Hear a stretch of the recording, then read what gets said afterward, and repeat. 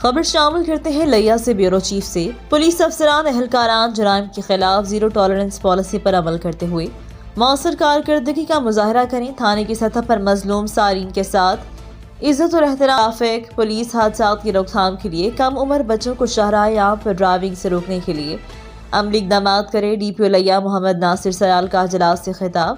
تفصیلات کے مطابق ڈسٹرکٹ پولیس آفیسر لیا محمد ناصر سیال کی زیر صدارت دفتر پولیس میں کرائم میٹنگ کا انعقاد۔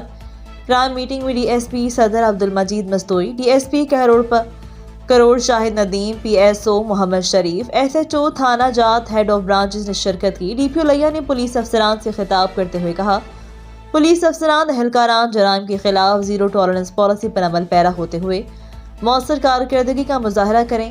قانون کی بالادستی کو قائم رکھنے کے لیے ہمہ وقت تیار رہیں۔ تھانے کی سطح پر مظلوم، مجبور، غریب صارین کے ساتھ عزت و احترام کے ساتھ پیش آئیں، انہیں انصاف فراہم کریں۔ ٹریفک پولیس ٹریفک قوانین پر عمل درآمد کو یقینی بنائے۔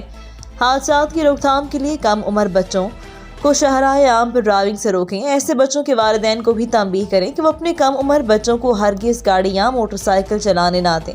اب تک کے لیے اتنا ہی۔ مزید خبروں کے لیے دیکھتے رہیں ریڈ نیوز۔